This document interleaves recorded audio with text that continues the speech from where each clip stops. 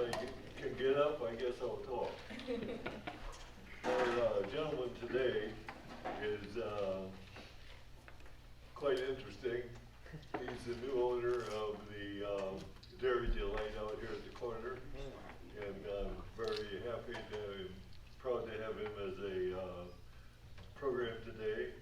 His name is Lucas Horg, H-O-R-G, and anyway, somehow he's connected with Mark Center. That's where his parents live. They've lived there for 40-some years. And they live just about a quarter of a mile from where we used to farm, but that was back in the 40s and 50s, so we haven't been there for a while. This gentleman was in the United States Marines for a tour, and he lived in Australia for 10 years, and he has a bachelor's degree at Queensland University of Technology in Australia. He also has a master's degree with St. Francis University in Fort Wayne, and I'd like for you to welcome Lucas.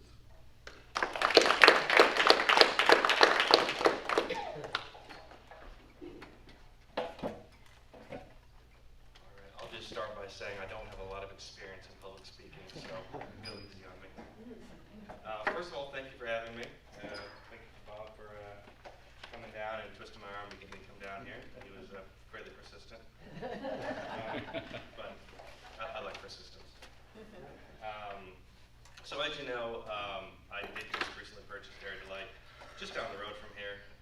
I've been coming there for a long time, since I was really small. So having the opportunity to buy that was pretty exciting for me. A bit of an icon. Very happy to have a part of that sort of to take part in that. So as Bob said, I actually am from Hicksville originally, and or Mark Center. Sorry, that's the not having experience in public speaking. And I was in the Marine Corps, and I did spend about 10 years overseas in Australia. I actually went over there on a tour of duty and actually quite liked it. Decided to use the GI Bill. 4 years turns into 6, and 6 turns into 8, 8 turns into 10, sort of thing. So that was a pretty good experience for me. I've recently moved back to the area, as you all know, and I'm just sort of scanning the faces if I remember any. I actually do see Mr. Bruce Guilford back there, and I don't know if you remember me, but when I was about 6 years old, you were actually my T-ball coach. Is that right? That is a fact. Sorry about your luck. Don't think I don't turn into a pro, did he? How did we do? Yeah, we didn't win many games that year. Yeah, it was a bit of a stinker. Oh, old Ari. But I was sort of, Bob was asking me, oh, do you want to talk a little bit? And I was thinking, at first I was like, I don't want to say anything. And I sort of thought I actually would. So this topic probably wouldn't impact everyone the same, but being in business, and especially in a small town, I think we're all aware of the challenges that we're all facing in the last 18 to 24 months. And as you can see, I was like one of the last people that came in here. I was actually late. And part of that was actually due to staffing issues that everyone is experiencing. So we're fighting for staff down at Dari DeLite, and I had someone call in sick today, so I was doing this and doing that, and came back from Fort Wayne, and I got to get up here. So taking on more and more things. And just sort of to tie this into going to St. Francis, when I went and did my business degree there, one of the things that really stuck with me was, and I actually didn't even plan this, it just kind of happened. And I think some of the best things in life just kind of happen. Is there's a big emphasis on Catholic values and Franciscan values. And to be honest, before I went there, I didn't even know what that even meant. But it's really in that sort of HR, PR sort of mindset of the dignity of work. And I guess that's as small business owners, what is our purpose? Why do we do business? Everyone wants to be their own boss, everyone wants to make money, right? That's sort of the selfish reasons. But I think there's a bigger picture, and it's about bringing dignity to yourself, your workers, and your community. And that sort of drove that in about, you know, ethics and coming at it from a different angle about you can do the right thing in so many different ways. And just with the challenges that we've had with staffing issues and supply issues, I just want to challenge everyone to not lose your dignity and to not stop giving dignity to others as well. Whether it be employees, you get employees that have to come and do double shifts, you go in on Saturdays, that stay an hour over, you're out of a product. You know, the customer says, why do you not have mozzarella sticks? I don't know, they didn't show up. But I guess to approach this stuff in a dignified way, and to just keep yourself a little bit above all the noise. So that's pretty much just what I wanted to say with that. So thank you everyone for having me.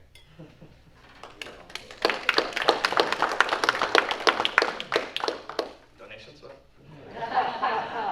Questions, anybody? Does anyone have any questions for me? Yes, sir. Are you making any major changes to what's going on out there or not? I've got plans up the wazoo, but we'll see which ones actually You happen. gonna have more sit-down area? Because last time I was in there, there's only room for about 5 people. To be honest, it would probably go the other way. Oh, you're gonna do away with sit-down altogether? Okay. Well, we don't really get a lot of people to sit in there. I probably get 10 customers a day that actually sit in there. If I actually were to take stock of it, some days we don't get any. So we'll see how that works. We did recently just put in a square POS system, which is, in the past, we were taking all of our orders just by hand, and that's very fiddly, it's hard to track, they get lost, you know, put them down, they fall on the floor, that sort of thing. So we've just brought in electronic systems. That's kind of what we're focusing on now for probably the next 30 days, just getting that streamlined. Yes, ma'am? How or if will you be partnering with anything that goes next to you? Do you mean the Amanda Lee?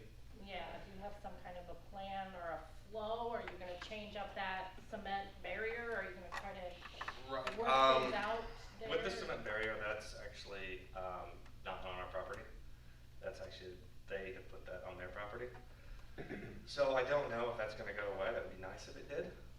Seems like a flow would work better. Yeah, it's a bit of an obstacle. I I keep getting wanna my go- car door on the bricks Yeah. there, so, you know. But I have been very friendly with Gabe and seeing what he's up to and that sort of thing. So he's actually encouraged us to actually bring in a vegetarian burger, Impossible Burger, if anyone wants one. We have those now. But no long-term, nothing. I would like to know if there's anything to say about Australia. You were there quite a few years, and is it a nice country to live in? People friendly? Do you travel to any particular place in Australia for vacation and all that type of stuff? That's a very good question.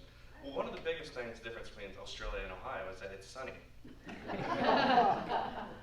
I think I moved back on the 11th of March, and I'm pretty sure we've had about 4 or 5 bright days, maybe. So that's a big difference. But I actually live in the eastern part of Australia, in the city of Queensland, which is the capital. And it's right off the bay. We have a lot of nice islands, Stradbroke Island, Morton Island you can take a ferry to. A great place to spend a weekend. So that was sort of my experience. I guess cost of living wise, it's a little bit higher than here, but the wages are quite a bit higher too. We have people that want to be paid $15 an hour here, which is pretty hard to do. In Australia, it's pretty much 20 would be the minimum. No one would really work a job for less than 20. So that's nice. It's hard to be a bit of a tourist though, because food is more expensive in restaurants and hotels and stuff. But I did like it, so I was there for 10 years, so not bad. How do they go about their daily lives over there? Do they buy, like, we've had a foreign exchange student says, when you people go to Walmart, you got carts full of food where they, like in Europe, they would buy food for a day or two, like from fresh markets and different things. Does that make sense? I mean, we yeah. stock up a little bit where they just had to go for a couple of days. Yeah, it kind of depends, because if you live like, so I lived in the city, so I literally lived in an apartment. I could see the grocery store from the window.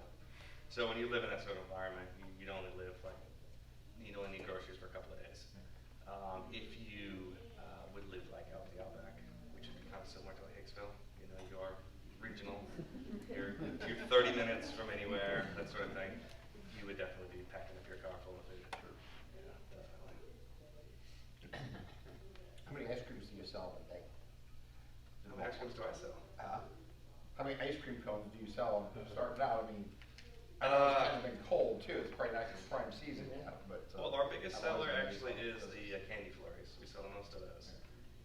And then I think soft serve ice cream cones are like number 3. Yes, sir. So, in your time over in Australia, how much of that time was with the Marines, and what did you do in the Marines? So I was actually I recruited out of Defiance in 2006. I actually went to boot camp in 2007. I ultimately got stationed in Camp Pendleton, California, and then I got attached to like a Navy auxiliary unit and actually floated around the ocean for a while and was able to visit Australia, Philippines, Thailand, Korea. I actually got discharged out of the military in 2011, and I decided to go back to Australia and use the GI Bill. Do we have any veterans? Anyone taking advantage of the GI Bill? No? Well, you should, sir. There's still time. Still time. Can't hardly remember your name.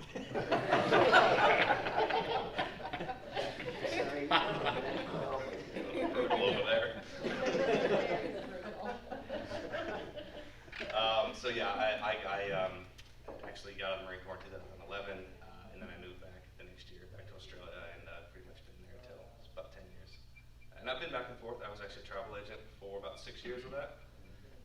So it was good access to cheap flights and that sort of thing. So you can imagine how coronavirus affected a lot of that. I think in 2019 I took 32 international flights throughout Australia, the US, Asia. It was a big part of my life, and all that really came to a stop. So it's time to switch gears and look for other things to do, which is ultimately led back to Hicksville. That's another thing as well I've learned is that everyone has skills and things they're good at, but just because one thing stops, you can always continue and just apply that to something else. I don't know if that has happened to anyone else, but for myself, that's really been a thing. What happens when the snow flies? Do you close, do you stay open? Are you closing in the fall? Are you staying open over the winter? Sorry. Yes, we are planning on closing probably end of October. We say the 1st of November, but depending on customers and weather and that sort of thing, we have like a week of ice storms. We'll probably close early. But we definitely encourage everyone to come down and get some ice creams. Has everyone had a chance to come down yet? Okay, so I see some fist pumping over there. Their opening day. You know, as you talk about that, it reminds me of some of our conversation about living in maybe more populated areas, less populated areas. Yep. And obviously you've probably lived in both and around the world yet to speak. What's your preferred area? Obviously I know where you're at now, so I don't know if that's an indication or not. I mean, that is a tough one because people always ask me that, what's better, the US or Australia? And I've always said that if you could take the best parts of each and put them together, you'd have utopia. I'm just saying more from a size-wise population density and stuff because I got my mind. If anyone has lived in high density, you know the challenges that comes with. I actually live just over in Indiana at the moment, up on Big Turkey Lake, and that's just right for me. You know, I've got neighbors, but you know I can't hear them breathing next door. So that's kind of my take on that. Yes, sir. When you talked about dignity, and I like to hear that, do you feel that was stressed more in Australia than here in the United States? Was that did you have any feelings one way or another about whether it was? I'm not really sure. Besides just your own Yeah. personal philosophy, but did you feel that some of the things we deal with around here in the United States now, whether that was... I do think that probably globally that's probably getting lost a little bit. there's a lot of, you know, I guess it's automation in some ways. You know, people are just machines and that sort of thing. And then when you're in customer service, you have to sometimes bite your tongue, take a step back, that sort of thing. Yeah, I wouldn't really say either way. I think just in general, sometimes people can really do the wrong thing. And I've witnessed a lot of that, and sometimes you just about had enough of it. And you're like, give people a chance, they'll do the wrong thing every time. So that's for me has been a really interesting thing, is that being the owner of the business and actually having a chance to actually be the change you want to see in the world. You get it all the time. I'm finally in the position to do that. I finally have employees under me. And yeah, it's so many years worked. I'm the manager, I'm going to do this. I've been saying it for years, right? Well, finally in the position, I put my money where my mouth is. And I've definitely had to apply that even in the last 4 or 5 weeks, is that you've got to take a level-headed approach to stuff. And that's just my philosophy on things. And I just hope everyone else does the same thing. How do the people in Australia view the United States and the culture here in the United States as a whole? Most people really like, Australians really like the U.S. in general. They're big-time travelers. I think New Zealand is the biggest traveling country in the world, followed next by Australia. The reason is because all New Zealanders come to Australia. So, right next door. But everyone I know pretty much has been to the U.S. at least once. Wow. What's the other way around? There's probably not too many people in this room that have been to Australia. So it's a different culture. Definitely. They know they're far away from everything, so they got to travel and experience people, and very multicultural. It's probably 7, 8 different ethnicities in every town. That would be very predominant. When you talk about dignity, I appreciate you being in Hicksville, especially coming from a successful business being Dari DeLite, and boom, you are new into the community and nobody, completely knows.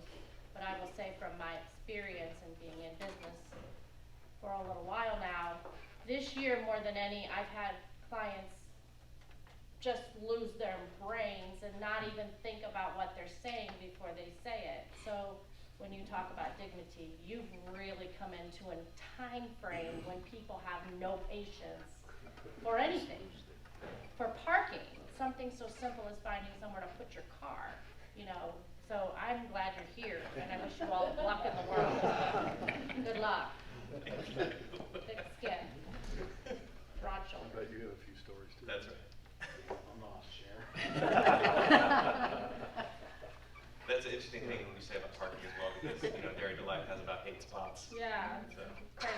Okay, so you have to cruise town like we did in the 80s and come back 5 minutes later. It'll be fine.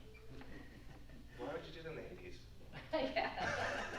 That's what we did. That's all we did. There was nothing else to do but cruise around. Yeah, that's all we did. We circled your